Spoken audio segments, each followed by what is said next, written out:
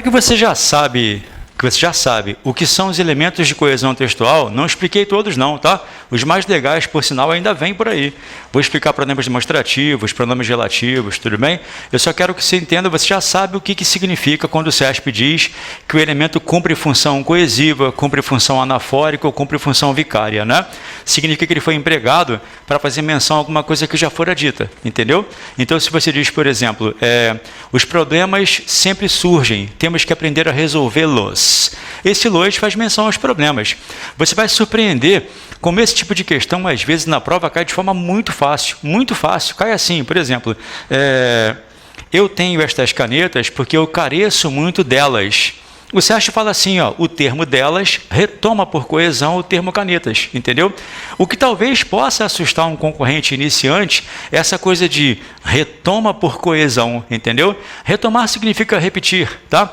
Por coesão significa para evitar uma repetição vocabular. Quando o CESP está com o coração muito legal, como por exemplo, as provas do CESP de 2015, eles colocavam assim, ó, a menina chegou e todos a viram. Eles colocavam assim, ó, o termo a se refere à menina. Era só falar que sim, tudo certo só. Sim, muitas questões do CESP são muito fáceis, tá? Só que o CESP de 2 anos para cá, ele deu uma diabolizada. Sabe por que eles fazem isso? Se eles mantiverem aquele ritmo de questões sempre iguais, as pessoas começam a acertar de forma mecânica, como era a Fundação Carlos Chagas, por exemplo.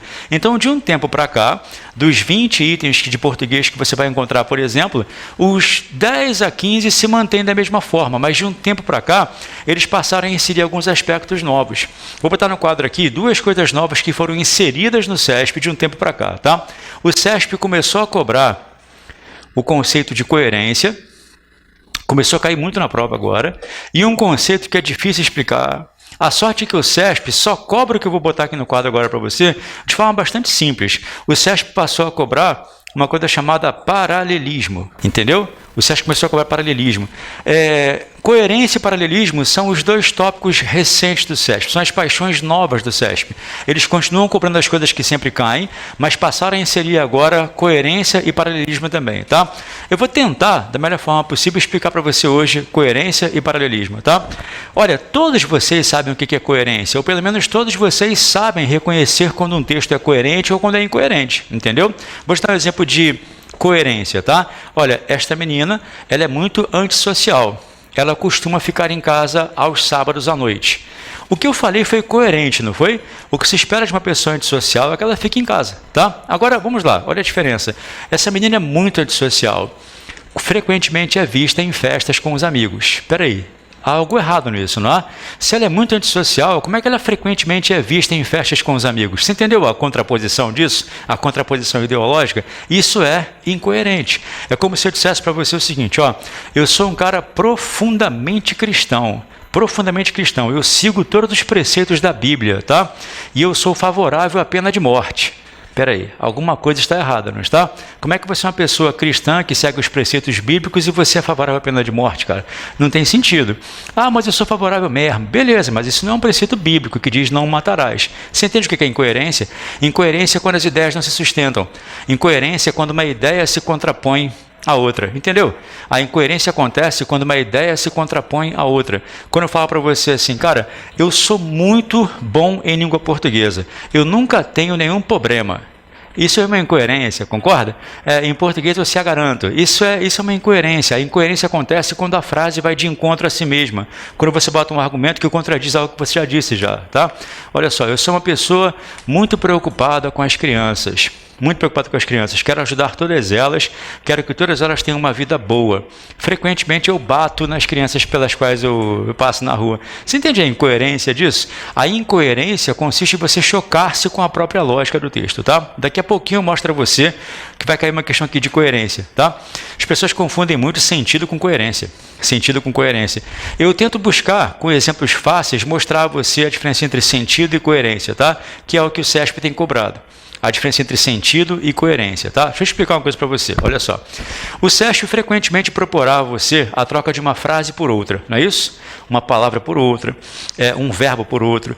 E ele vai dizer que essa troca mantém o sentido e a correção gramatical. Ou, às vezes, ele fala apenas que essa troca mantém a correção gramatical. E aí, para vocês que são novos nessa inserção aí, eu tenho que explicar uma coisa importante para você, tá? Presta atenção à minha frase, por favor. Ó, o homem acariciou a face da mulher. Entendeu a frase? O homem acariciou a face da mulher. Quando você fala que o homem acariciou a face da mulher, vem o CESP e faz a seguinte afirmação. Cuidado que vai dar vontade de errar, tá? Já estou avisando, hein? O homem acariciou a face da mulher. O CESP diz o seguinte, ó. A substituição de acariciou por esbofeteou, entendeu? Mantém a correção gramatical do segmento, entendeu? A substituição de acariciou por esbofeteou mantém a correção gramatical do segmento. Certo ou errado? Certo, cara. Professor, mas espera aí, mas mudou o sentido. Alguém falou em sentido aqui? Eu falei mantém a correção gramatical do segmento. É isso que você tem que entender. Quando o CESP diz correção gramatical, preocupe-se apenas com a correção gramatical. Entendeu? Não importa se isso vai mudar o sentido, tá? Entendeu? Não importa se vai mudar o sentido. Posso transformar isso para você numa questão mais elaborada, com um padrãozinho mais elevado? Preste atenção. Nas aulas de crase, teremos crase depois, falaremos sobre ela um pouquinho hoje, tá? Eu sempre falo para os alunos o seguinte, ó.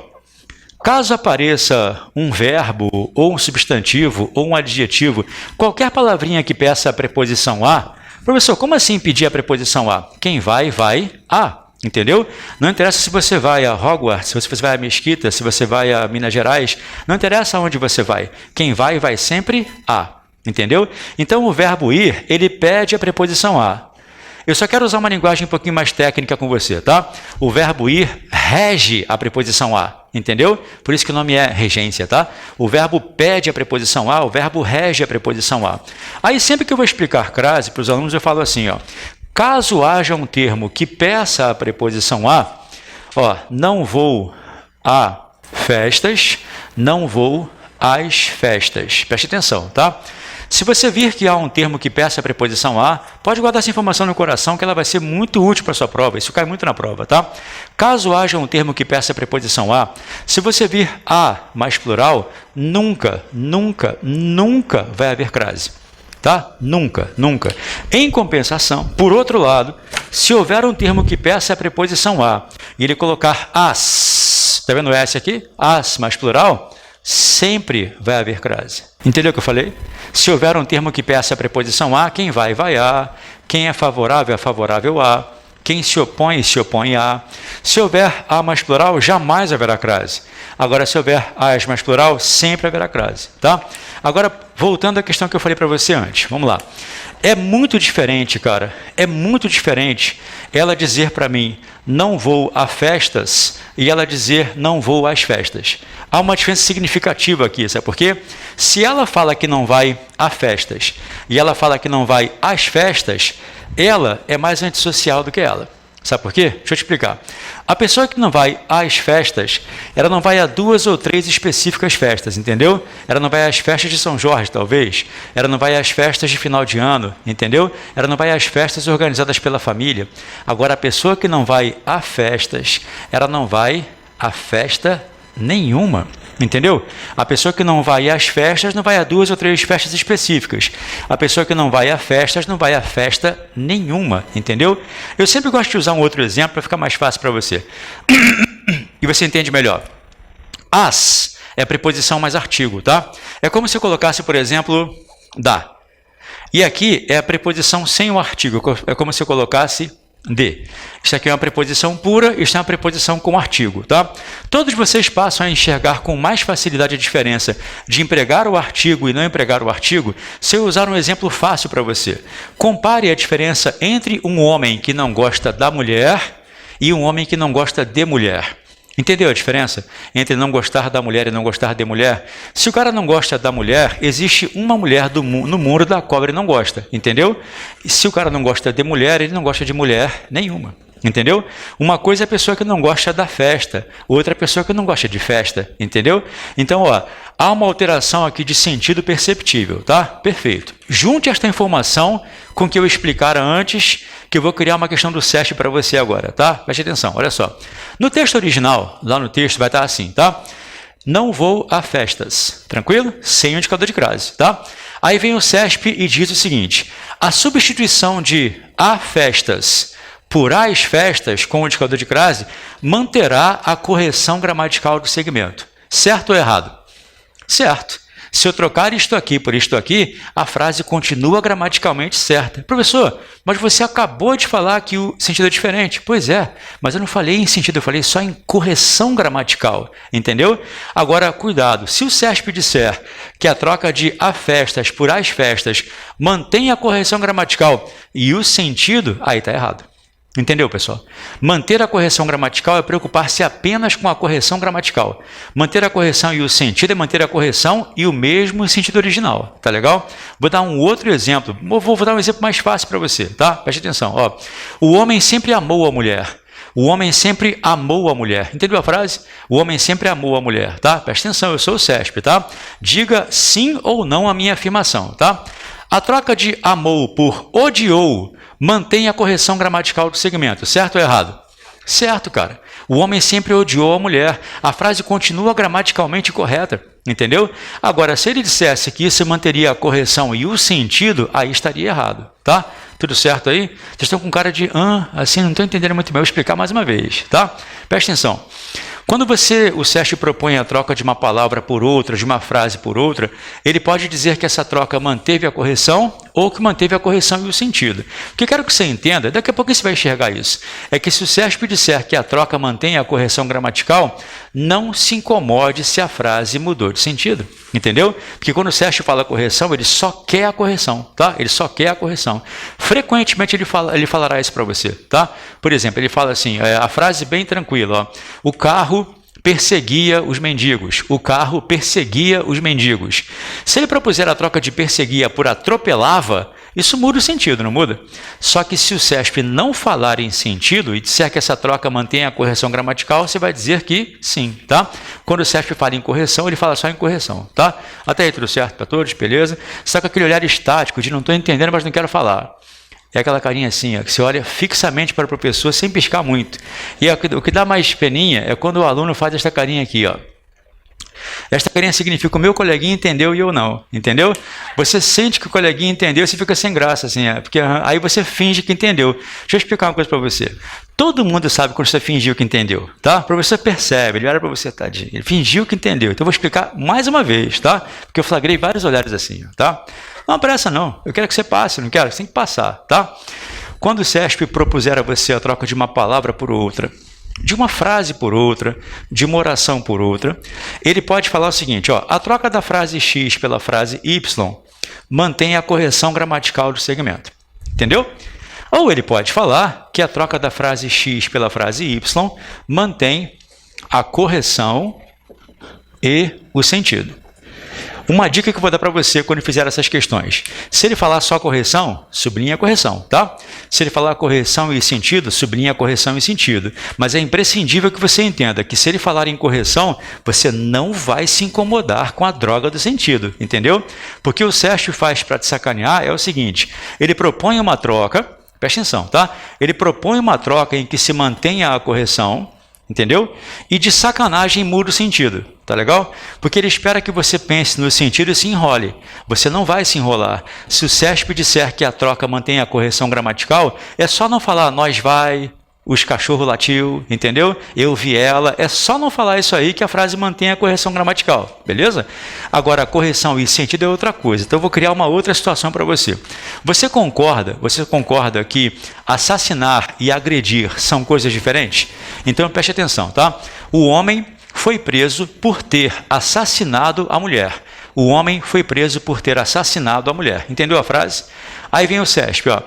A substituição de assassinado por agredido, mantém a correção e o sentido. Errado, porque assassinar e agredir são coisas diferentes, não são? Agora, se o cara fala a substituição de assassinado por agredido mantém a correção, beleza. A frase continua certa, entendeu? A frase continua gramaticalmente correta, tá? A minha preocupação é que vocês, por ansiedade, ou porque você chegou aqui acreditando nessa história de que cai muita interpretação de texto no CESP, você poderia cair nessa bobagem de perceber que a alteração modificou o sentido, mas o CESP de sacanagem não fala do sentido e você acaba se enrolando, entendeu? Um exemplo disso foi o que eu acabei de explicar. Os alunos inteligentes como vocês já perceberam qual é a diferença entre a pessoa que não vai a festas e a pessoa que não vai às festas. A pessoa que não vai a festas não vai a festa nenhuma, é uma pessoa totalmente antissocial, sou eu, vai a festa nenhuma, tá? Agora, a pessoa que não vai às festas, ela não vai a 2 ou 3 festas específicas. Geralmente você falaria a frase de baixo se você já tivesse combinado com ele umas festas às quais vocês iriam, e aí você descobre que vai ter um compromisso. Poxa, desculpa, eu não vou às festas. Aquelas festas que nós combinamos, sabe? Agora, esta pessoa de cima aqui é a pessoa que você convida uma vez, 2 vezes, 3 vezes, 4 vezes. Na quinta ela fala assim, cara, desiste, eu não vou a festas. Entendeu a diferença? Beleza. Se eu trocar não vou a festas por não vou às festas, isso mantém a correção gramatical? Sim, mas mantém o sentido? Não.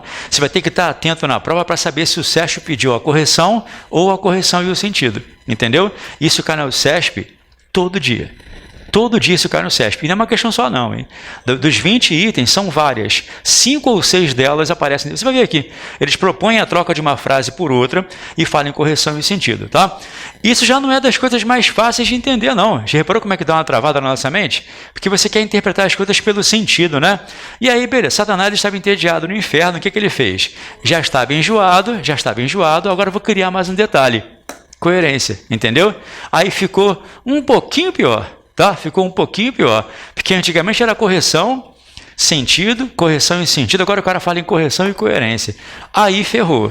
Já é um pouquinho complicado entender correção e sentido, quando eu falo em correção e coerência, aí complica um pouquinho mais, tá? Só que isso eu vou explicar na prática com você. Quando chegarmos à questão, vou mostrar a você o que é correção e coerência, tá legal? Beleza, pessoal? Eu quero ler o texto com vocês agora. Agora que vocês já sabem o que são os elementos de coesão textual, eu queria fazer um trabalhinho chato com vocês. Você vai pegar o seu lápis, a sua canetinha colorida aí, nós vamos sublinhar os elementos de coesão textual que aparecem aí, tá? Você vai perceber que eu vou sublinhar alguns que eu não expliquei para vocês ainda, depois eu explico aqui no quadro, tá legal? Eu tenho que fazer 2 leituras do texto com você, 2 leituras, é meio chatinho. A primeira leitura, eu vou pegar os elementos de coesão com você e na segunda leitura eu vou fazer a interpretação do texto, tá? Aliás, eu vou inverter, vamos interpretar o texto primeiro, tirar algumas informações importantes, farei algumas perguntas, vou botar no quadro aqui as suas percepções, para que depois nós possamos conversar sobre tipologia textual, tá? Antes que nós leiamos o texto, vamos diferenciar uma coisa aqui fácil. Objetividade, subjetividade. Objetividade, subjetividade, tá? Objetividade, subjetividade. Presta atenção, tá? A Anitta é uma cantora brasileira. Isso é objetivo, tranquilo? A Anitta é uma cantora linda. Isso é subjetivo. Entendeu o que é objetividade, subjetividade? Objetividade é irrefutável, é comprovável, é um dado. Subjetividade é opinião. Entendeu? Quando você fala que a Anitta é uma cantora brasileira, isso não é uma opinião. Eu acho que ela é meio neozelandesa. Não, cara, ela é brasileira e acabou, entendeu? Agora, quando você fala que ela é linda, isso é opinião. Entendeu o que é objetividade e subjetividade? Então, é sempre importante, isso sempre gera uma questãozinha na prova, você reconhecer se a postura do texto é uma postura mais objetiva ou mais subjetiva, tá? Se as ideias que ele expõe são ideias baseadas em dados ou em opiniões. Se o texto ele for calcado em dados, em informações objetivas e irrefutáveis, é porque prevalecerá a objetividade. Quando o texto começa a expor muito a opinião do autor, é porque prevalece a subjetividade, tá? Entendemos isso? Então preste atenção, tá? O Brasil é um país sul-americano, banhado pelo Oceano Atlântico, que ocupa 51% do território do continente. Isso é objetivo. Objetivo, totalmente objetivo, tá? Você pode chamar também de expositivo, tá? Porque expôs um dado. Olha a diferença. O Brasil é um país maravilhoso, cujo maior problema é a corrupção. Aí eu fui subjetivo, não fui? Sabe por quê? Primeiro, que você pode não achar o Brasil maravilhoso. E segundo, que ela pode achar que o maior problema do Brasil é a violência e não a corrupção. Você entendeu a diferença entre objetividade e subjetividade?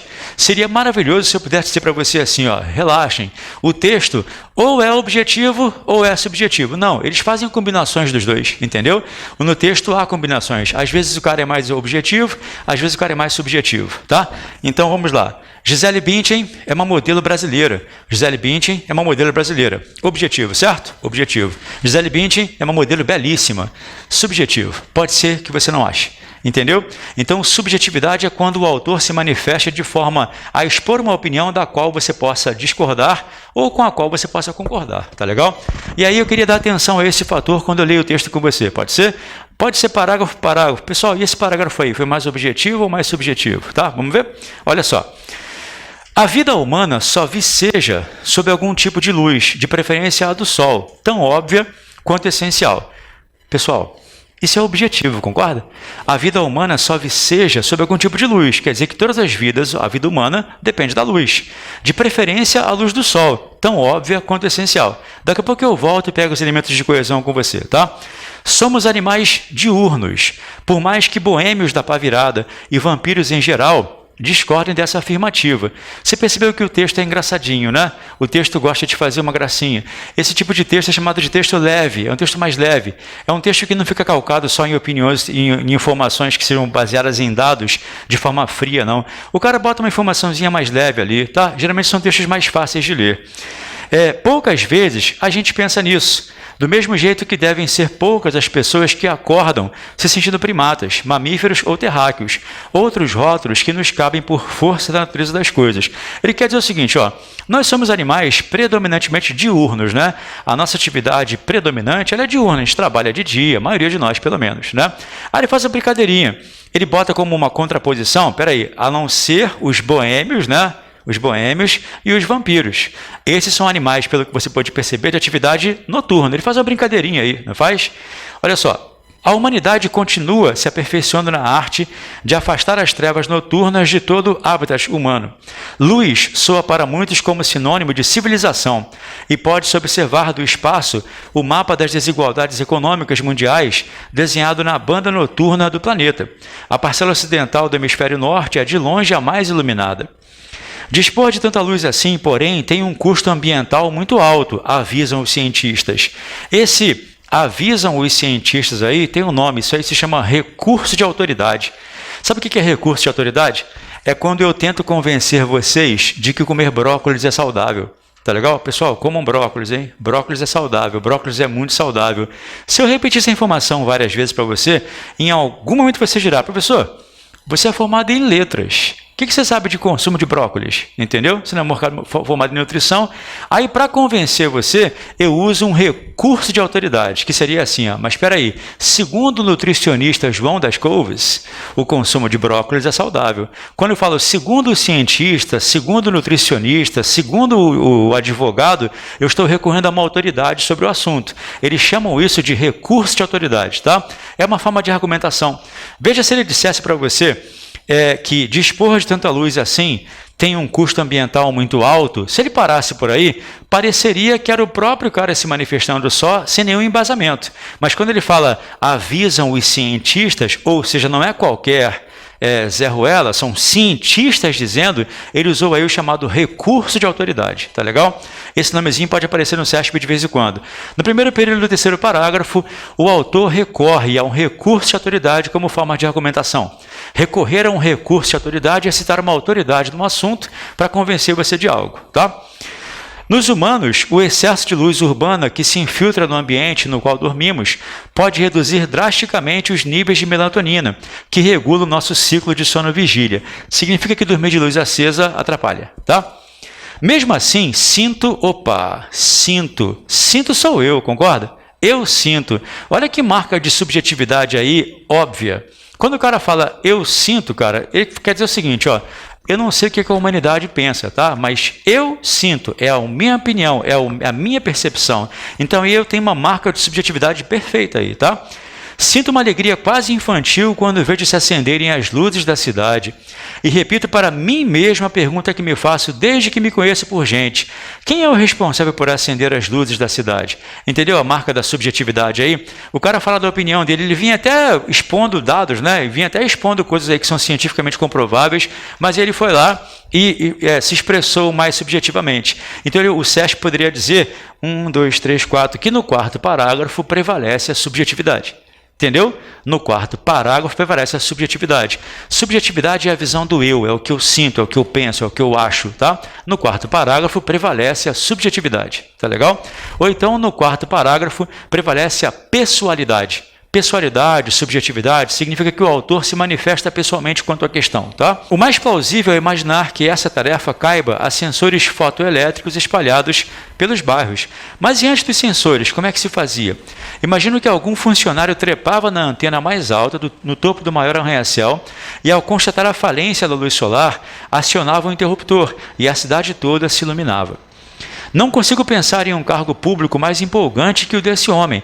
Claro que o cargo, se existia, já foi extinto e o homem da luz já deve ter se transferido para o muro das trevas eternas.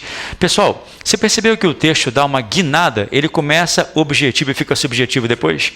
Ele começa com informações baseadas em dados, né, da importância da luz, aquela coisa toda, para que subitamente, lá no quarto parágrafo, ele fala, sinto uma alegria, ou seja, nós chamamos isso de mudança de rumo, tá? O texto segue um rumo de objetividade, depois ele vira para subjetividade, assim. Isso é muito comum em textos, tá? E são muito comuns questões que abordem isso aí também. Agora, olha só. Esse texto ele é chamado de crônica. A crônica geralmente é assim. A crônica geralmente é um texto em que o autor expõe a sua visão meio poética sobre alguma coisa, entendeu? A partir de um fato do cotidiano, tá? As questões de interpretação de texto, desse texto que nós vimos aí, são duas. São a questão 2 e a questão 9.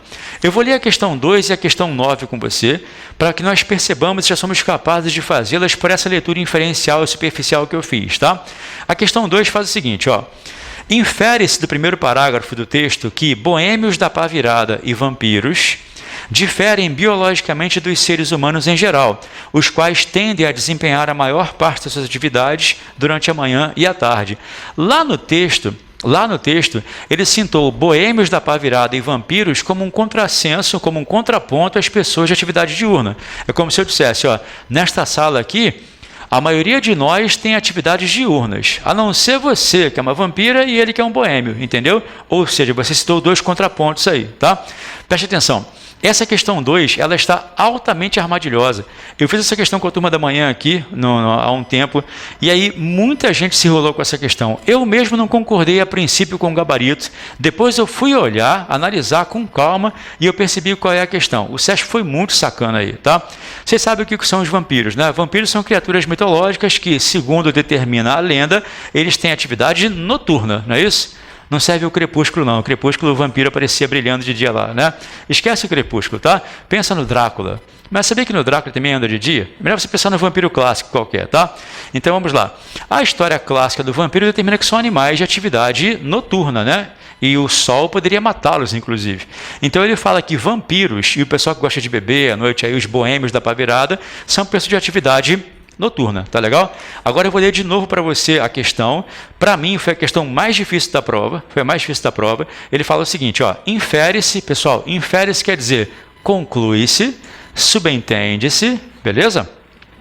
Do primeiro parágrafo do texto, que boêmios da pá virada e vampiros diferem biologicamente dos seres humanos em geral, os quais tendem a desempenhar a maior parte de suas atividades durante a manhã e a tarde. A banca deu essa afirmação como errada. Aí você, cara, peraí, por que está errado isso? A banca deu a afirmação como errada. Cara, parece muito que está certo, não parece? Parece muito que está certo, não parece? Professor, mas espera aí, no texto ele fala realmente que os vampiros e os boêmios da pá virada são diferentes dos demais, né? E os demais são aqueles que têm atividade diurna, entendeu? Ó, eu tive que ler o texto umas 5 vezes naquela parte para que eu pudesse explicar por que o Sesc deu essa afirmação como errada. Cara, por causa de um detalhe que passa imperceptível por olhares menos atentos. Quer ver? Olha só, já expliquei para vocês já. É aquela parte que ele fala aí, ó, infere-se do primeiro parágrafo do texto que boêmios da pá virada e vampiros diferem, aí vem a palavrinha, biologicamente. Aí está a diferença. Preste atenção. Vampiros e boêmios da pá virada não se diferem biologicamente de nós. Quem se difere biologicamente de nós são só os vampiros, não os boêmios. Os boêmios têm atividades noturnas por opção. Os vampiros por biologia. Você entendeu a questão? Então, o biologicamente estragou a questão aí. Um detalhezinho bobo, né? Se não fosse o biologicamente, a afirmação estava certa. Então, foi só essa a explicação que eu consegui encontrar para justificar por que o Sesc deu essa afirmação como errada. Porque o Sesc fala realmente que os vampiros e os boêmios são diferentes do resto do mundo de atividade diurna, né? Eles são de atividade noturna, só que o biologicamente estragou. Você, cachaceiro, que adora ficar à noite bebendo, você faz isso, sabe por quê? Por opção, cara. É uma questão comportamental, você prefere beber à noite. Agora, os vampiros têm atividade noturna por uma questão biológica. Então, o biologicamente estragou porque só serve para os vampiros e não para os boêmios. Entendeu a questão, pessoal? O biologicamente estragou. É um detalhezinho ínfimo, né? Olha que interessante. O SESP não costuma ser tão maldoso assim, não, mas eles pegaram pesado. E o pior, hein? Não é aquela questão que vocês da PRF, da PF fariam assim, cara, vou fazer isso não, tá complexo, né? Por sinal, aprendam a deixar questões em branco, tá? Eu não conheço uma pessoa, em toda a minha longa vida de CESP, que tenha acertado todas as questões do CESP, 120 itens, e tendo feito 120 itens, tá? Sabe quem é que passa? É a pessoa inteligente que sabe fazer prova. Eu sempre dou como exemplo o marido de uma colega nossa do grupo lá, que passou para o MPU, se não me engano. Hoje em dia ele está lá no MPU, ele é funcionário do MPU, ele trabalha já, tá? Ele pegou a prova, ele acertou, se não me engano, cara, 63% da prova. Só. Professor, ele só fez e acertou? Sim. Sabe qual foi o segredo? Não fez o resto. Ele pegou, por exemplo, 100 questões, fez 63, toda a questão em que ele tinha dúvida, ele simplesmente não fez, deixou em branco, tá legal? Porque se ele errasse, ele ia perder ponto, não ia? Então o que ele fez? Vou fazer só o que eu sei só. Tudo que ele não sabia, deixou em branco. Pessoal da PRF, PF aí, a prova de vocês deve ter 120 itens, se não me engano, né? Se você acertar 90 e deixar 30 sem fazer, pode comprar a farda já. Pode comprar a farda já, pode começar a ensaiar na rua já, parar os carros e tal. Entendeu? Pode ficar na rua já parando as pessoas. Se você acertar 90 e deixar 30 sem fazer, pode comprar a farda. E prepare-se para ser um dos primeiros colocados do Brasil aí, tá? Mas o espertão não, quer fazer todas. Aí ele faz 120 e erra, sei lá, 40. Vai ficar com menos pontos que você, concorda? Então observa, você tem que saber deixar questões em branco, tá? Ah, eu sinto vontade de responder, é mais forte do que eu. Não, ora. Tá legal? Se você chegar à prova e vir uma questão com cujo gabarito você não concorda, você não consegue chegar a uma resposta, deixa a droga da questão em branco, cara. Tá legal? O pessoal do TJ não, porque a prova vai ser de múltipla escolha. Então você pode chutar se quiser, tá? Não vai precisar não. Agora, se for CESP, julgamento de itens, aí você vai deixar questões em branco sim, tá? Geralmente, a prova que o pessoal aqui do Sejures gabarita, sem deixar em branco, é português. Geralmente, tá? Mas que é o seu caso, não. Mas se você pegar aí 30 itens de português, acertar 22, 23, 24, 26, deixar o resto em branco, tranquilo também, tá? Nada demais, não. Cair a física, né? Tiraram física ou mantiveram? Continua. Eram 5 questões de física, né? Eu conheço gente que passou sem fazer nenhuma de física. O cara não fez. O cara pensou, cara, eu não vou aprender física. Eu não vou conseguir aprender física a tempo para fazer a prova da PRF. Não vou conseguir fazer. Ele estudou igual uma capivara louca as demais matérias, entendeu? E não fez nenhuma de física. Aprovaram, está com o uniforme hoje em dia da PRF lá. Entendeu? Porque o SESC permite que você faça isso. E você pode não fazer as questões, entendeu? Você pode não fazer as questões, tá? Se você não souber, você não vai fazer. TJ, SESP também. Como a de vocês é de múltipla escolha, você não vai precisar, espero que não precise, tá? Mas se precisar, você pode chutar. Se precisar, pode chutar. Eu até ensino você a chutar depois estatisticamente, tá? O chamado chute estatístico. Eu achei legal que o Geraldo explicou também num vídeo dele lá, né? Como é que você faz para chutar estatisticamente. O pessoal do CESP de certo ou errado aí, você não vai chutar nunca. Agora, em provas de múltipla escolha, quando você não sabe, você pode fazer o chamado chute estatístico, que eu explico a vocês depois como é que se faz, tá? Agora, vamos ver a outra questão. Para fazer a outra questão, eu queria ler com você de novo, por favor, o último parágrafo. Vocês são pessoas, aqui neste curso, eu tenho aqui uma galera da área de segurança pública e o pessoal do TJ, tá? São pessoas mais objetivas, pessoas sem coração, não são românticas e tal. Então, a interpretação de textos mais poéticos e conotativos costuma dar uma travada em você, entendeu? O que é uma interpretação conotativa? Quando você fala que a sua sogra é uma cobra, ela é uma cobra de verdade? Não, por pior que ela... Não, é assim, né? Não, cara. Uma cobra de verdade, ela não é. Pode ser pior do que uma cobra, não pode? Mas uma cobra, de fato, ela não é. Quando você fala que a sua sogra é uma cobra, você usou uma linguagem conotativa, tá? Isso é uma conotação. Isso é uma linguagem não literal. Há muitas pessoas que não sabem o que significa literal e elas falam a seguinte bobagem. Nossa, eu estou literalmente morto de fome. Então você está morto de verdade. Você é um zumbi. Você está falando só morto. Literalmente é literalmente literalmente mesmo. Literalmente em sentido próprio, não figurado, tá? Lá no último parágrafo, ele vai usar uma linguagem figurada. Você vai ter que usar agora da sua sensibilidade para poder entender essa linguagem figurada aí. Lembra que ele termina o texto falando sobre aquele cara que tinha a função de acender os postes lá de luz? Ele fala sobre ele no final. E ele fala assim, olha o último parágrafo, por favor. Não consigo pensar em um cargo público mais empolgante que o desse homem. O cara que acendia as luzes lá, né? Claro que o cargo, se existia, já foi extinto. E o homem da luz já deve ter se transferido para o mundo das trevas eternas. Fala você para mim, o que é transferir-se para o mundo das trevas eternas? Fala. Morrer. Entendeu? Quando ele fala que o cara se transferiu para o mundo das trevas eternas, ele usou uma linguagem poética, metafórica e conotativa para dizer que o cara morreu. Entendeu? Ele usou uma linguagem figurada para dizer que o cara morreu. E é basicamente isso que a questão 9 vai cobrar. Ela fala assim, ó, é correto inferir do trecho, o homem da luz já deve ter se transferido para o mundo das trevas eternas, que provavelmente o funcionário responsável pelo acionamento da iluminação urbana já morreu. É uma questão fácil, desde que você tenha interpretado isso da forma adequada no texto lá. Essa afirmação está correta, entendeu? Pelo que você pode perceber, o cara está morto já, não já? Esse transferir-se para o mundo das trevas eternas é uma forma metafórica e figurada e conotativa de falar que o cara já morreu, tá legal? Pessoal, tudo certo aí para todos? Beleza? Então, olha só, houve duas questões de interpretação aí. Se eu tivesse que classificar essas duas, eu diria que a primeira questão foi muito difícil, porque parece muito que está certo, mas está errado. E eu achei a segunda mais ou menos, porque há pessoas com mais facilidade para compreender linguagem figurada do que outras, entendeu? Se a pessoa não compreendeu essa linguagem figurada lá no final do texto, ela pode se enrolar com essa questão aí. Professor, como é que eu faço para desenvolver isso aí? Prática, cara, prática. Quando você fizer as suas questões, ponha lá interpretação de texto, CESP. Todas essas atenções que eu dei para você agora, a palavrinha biologicamente ali, ao fato de você perceber a diferença entre denotação e conotação, tudo isso são coisas que você desenvolve pela prática, entendeu? Bota lá interpretação de texto, CESP e começa a fazer as questões a partir disso, tá? Tranquilo? Bom, tira uma foto aqui do quadro, por favor. Que aí eu vou pegar o texto com você agora, pegar uns elementos de coesão textual e vou explicando aqui no quadro para você, tá? O pessoal da PRF aí foi agraciado com língua estrangeira na prova agora, né? Tiraram a história da PRF e colocaram língua estrangeira, né? Vocês podem escolher inglês ou espanhol, não é isso? Eu não, assim, já me perguntaram o que eu sugeriria, tá? Se você não sabe nada de inglês, se você não sabe nada de espanhol, aí eu sugiro que você escolha espanhol. Porque o que acontece? 40% das palavrinhas são cognatas, tá legal? Agora, qual é o problema? Eu não sei como é que é a prova de espanhol do SESC, posso dar uma olhada e falar para vocês depois, tá? Se a prova for mais gramatical do que interpretativa, aí você está muito ferrado.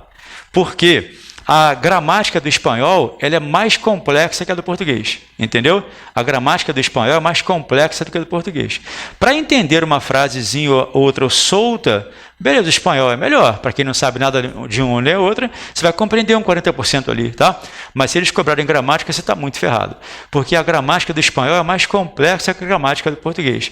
E aí você vai ter problemas. Eu falo sempre uma coisa que é fácil para você entender. Você já ouviu essa bobagem já? Certamente você ouviu. E talvez você tenha se refugiado nessa afirmação alguma vez, que diz que o português é a língua mais difícil do mundo. Cara, isso é uma bobagem que assim não tem tamanho. Quando a pessoa me fala que o português é a língua mais difícil do mundo, eu pergunto para ela, você fala russo? Você fala alemão? Você fala mandarim? Você domina bem o etrusco medieval? Como é que está o seu gaélico? Fala aí. Você fala holandês? Então como é que você sabe que o português é a língua mais difícil do mundo, cara? De onde você tira essa bobagem?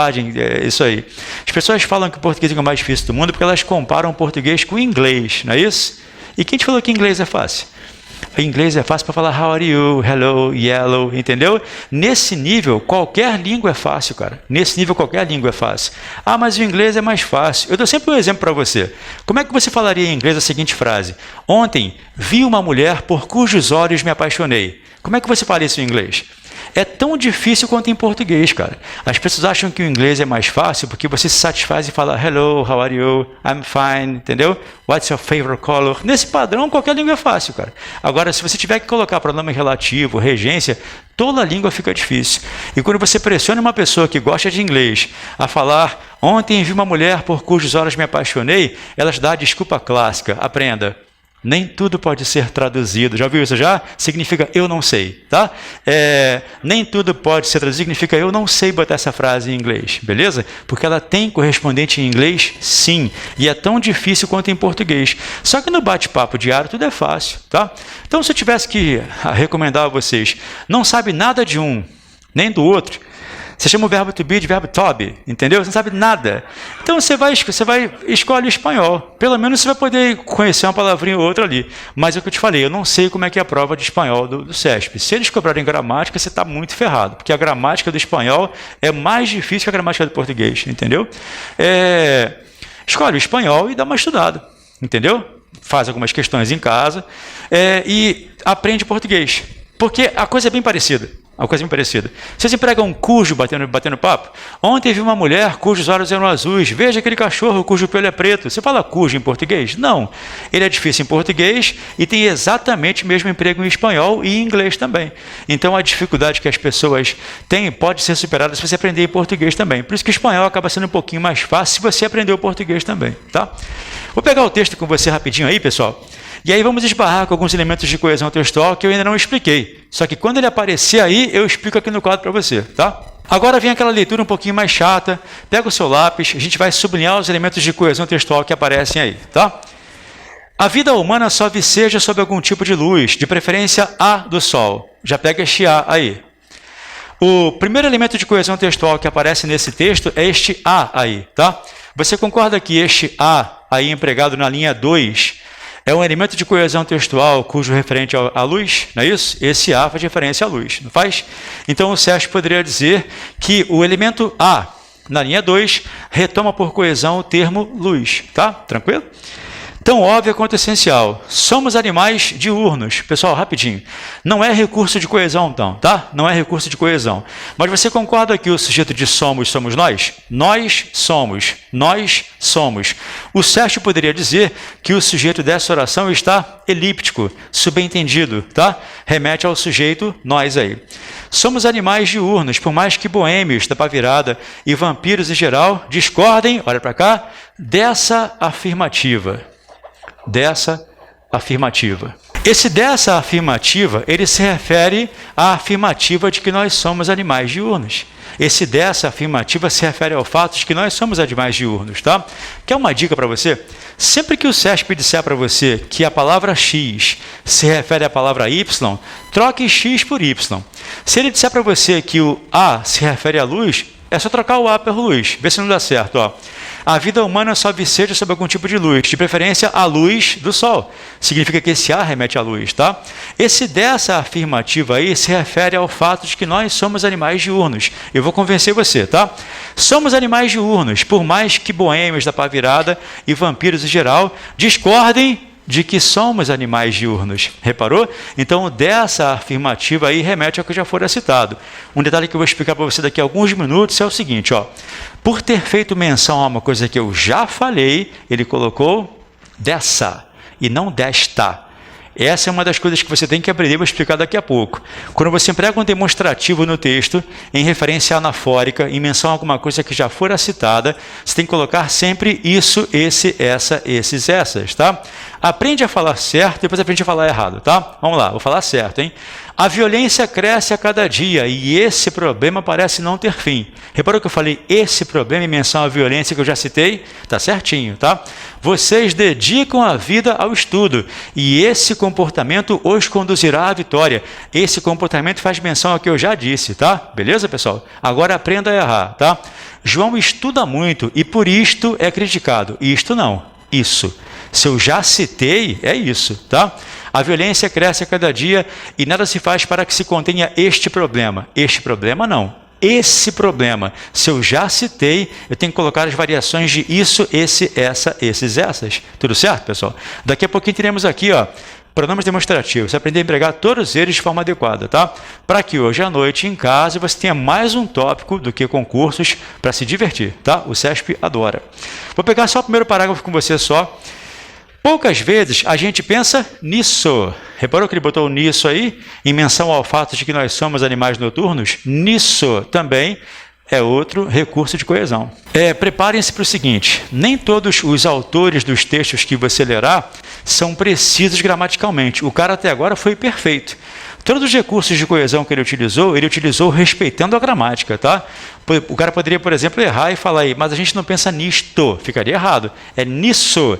Se faz menção ao que eu já disse, é nisso, tá? Do mesmo jeito que devem ser poucas as pessoas que... Pega esse quezinho para mim, por favor, aí. Cara, este que, ó, bota um coraçãozinho, ele vai cair na prova, ele sempre cai. Este é o famoso pronome relativo. Pra você ter uma noção, haverá duas questões de ques, da 1 a 9, duas questões que envolvem ques aí. Duas questões, uma clara e outra mais elíptica, tá? Que acordam-se sentindo primatas, mamíferos terráqueos, outros rótulos que... O outro quezinho que aparece aí também. Pronome relativo, tá? Nos cabem por força da natureza das coisas. Então, olha só, dá uma olhadinha aqui, por favor. Repara como um parágrafo pequenininho, aí com 8 linhas, usou 1, 2, 3, 4, 5 recursos de coesão referencial. Esses recursos são muito cobrados por essa razão, eles são muito frequentes no texto, por isso que a prova adora cobrá-los, tá? Eu vou explicar a você mais um deles agora, mais um aspecto gramatical para liberar você para as demais questões. Daqui a pouco a gente vai almoçar. Só que antes do almoço, você tem que compreender como se empregam os pronomes demonstrativos, tá? Aí a nossa aula de hoje vai girar em torno de elementos de coesão textual, dando atenção específica aos demonstrativos, aos relativos, oblíquos átonos que já vimos já a vírgula vicária, compreendemos a oração coordenada sindética e a sindética, e se eu esquecer, você me lembra, tá? Eu tenho que botar no quadro para você quais são os assuntos que você fará em casa hoje à noite nas questões do que concursos lá, tá? Se você quiser muito passar, eu quero que você queira, tá? Pessoal, passar é bom, vejo o pessoal chorando aí no corredor quando passa, feliz, volto para agradecer, traz chocolate para mim, entendeu? Passar é bom de verdade, tá? Só que para passar, você tem que se dedicar. Entendeu? Primeiro, assim, você escolheu o curso certíssimo para estudar. Não sei se vocês são recém-inseridos no mundo dos concursos, mas o TJ, então, cara, TJ do Rio é ser júris completo. Eu tive que ir outro dia ao fórum, porque eu processei a Oi, sei lá. Cara, eu nunca falei tanto Oi na minha vida. Todo mundo do fórum estudou aqui. É impressionante, cara. Oi, professor, oi, professor, oi, professor. O cara passando algemado, oi, professor. Gente, assim, todo mundo. Todos passaram aqui. Aí o cara que me atendeu, todo mundo, cara, todo mundo. E aí de vez em quando também é muito legal, você está dirigindo na rua, passa um PRF que foi seu aluno também, entendeu? Isso acontece. É muito satisfatório para você e para nós também. Só que você tem que estudar. Você tem que estudar. Ou você se destrói em casa, a pessoa que se destrói em casa é a pessoa que não entendeu durante a aula porque copiou, e quando chegar a casa vai ter que aprender a matéria para fazer. E o pior, hein? Vai olhar para um caderno cheio de informação errada, porque você não escreveu o que eu falei, você escreveu o que você pensa que eu disse. Aí você tem um caderno cheio de informações erradas, que vai se contrapor às informações corretas, para você ter que entender, não entendi isso aqui, claro que não entendeu, você estava prestando atenção, agora vocês não, entenderam a matéria, vão chegar à casa de vocês, vão só solidificar resolvendo questões, que é mais divertido, inclusive, meio lúdico, né? Parece um joguinho, né? Acertei, opa, legal, opa, errei. É legal você analisar, olhar o gabarito porque que errou, isso é muito bom, tá? Vamos fechar aqui um assunto fácil? Um assunto limitado pra caramba, pronomes demonstrativos. Posso lembrar o que você lembra da época da escola, dos demonstrativos? Vou falar o que você lembra, tá? Porque é o que eu lembro também. Você vai lembrar o seguinte, que a tia falava assim, se estiver pertinho de mim, é isto, né? Se estiver pertinho do coleguinha, é isso. Se estiver distante dos dois, é aquilo, não é isso? Isso você lembra, não lembra? Essa é a chamada função espacial, tá? Só que você, cara de pau, lembra e fala errado. Você lembra como é que tem que ser, mas consegue falar errado. Professor, quando é que eu falo errado? Hoje você pensou errado várias vezes, quando você falou assim, nossa, essa sala está muito fria. Você não pensou isso? Fala a verdade, essa sala está muito fria. Veja como você errou.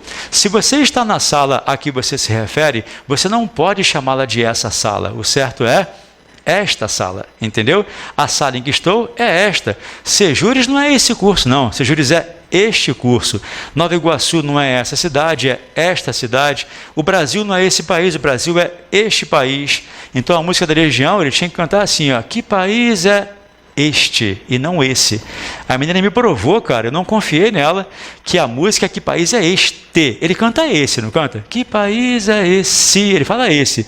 Mas ela me trouxe o CD, o nome da música é Que País é Este? Mas ele canta esse, não canta? Vou explicar, tá? Vou quebrar o galho do Renato Russo. Quando você fala esse, o ar continua passando, reparou? É chamado de consoante fricativa, tá? Quando você fala este, você interrompe a corrente aérea, reparou? É chamada de consoante oclusiva, tá? Quando você fala, você prefere as fricativas, porque você prefere respirar enquanto fala. Essa é a razão pela qual vocês, inteligentes que são, chamam tudo de esses, reparou? Ah, essa camisa aqui é legal, essa caneta aqui, a gente fala esse, para o ar continuar passando. Então não é burrice, não, é preguiça, tá? Você quer falar esse para que você possa falar e respirar ao mesmo tempo. Só que na prova, o SESP quer que você morra asfixiado. Você tem que analisar essa coisa de forma adequada. Se faz menção às coisas que estão próximas a você ou ao local em que você está, você vai colocar sempre este, tá?